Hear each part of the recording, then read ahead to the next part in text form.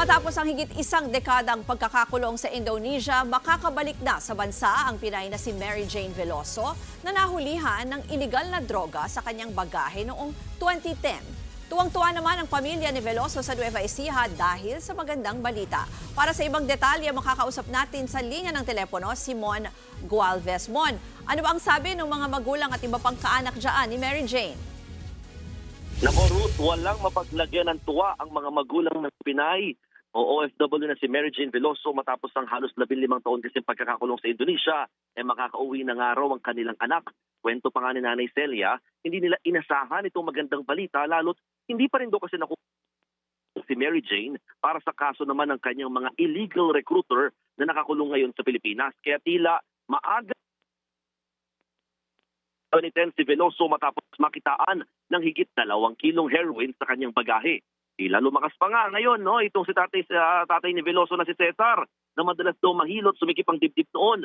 Naging posible itong pagpapauwi sa OFW dahil sa pagpayag ng Indonesian government na mailipat sa kulungan sa Pilipinas si Veloso. Pero hiling ng mga magulang niya, hindi na sana makulong pa sa Pinas si Mary Jane at payagan na silang makasama siya rito sa Nueva Ecija. Abot-abot ang pasasalamat ngayon ng pamilya Veloso kay Pangulong Bongbong Marcos at sa Pangulo ng Indonesia na pinagbigyan ang kanilang hiling. Ruth? Mon, medyo limitado pa kasi ngayon yung detalye dito sa pagbalik niya dito sa Pilipinas. Baka may alam yung pamilya dyan kung ano kaya yung plano or may petsa na ba sa pag-uwi?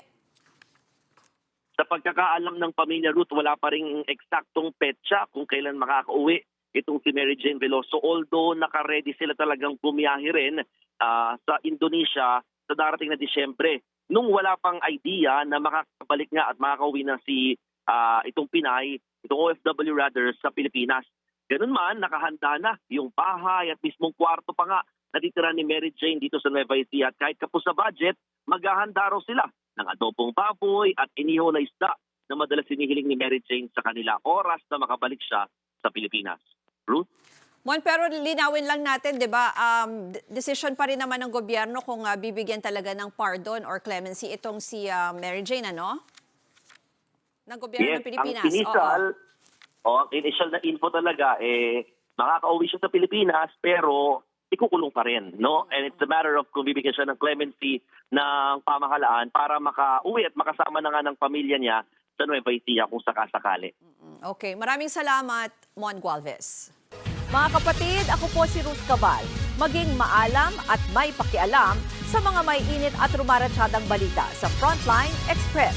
Para maging updated sa balitaan, mag-subscribe lang sa social media pages ng News 5.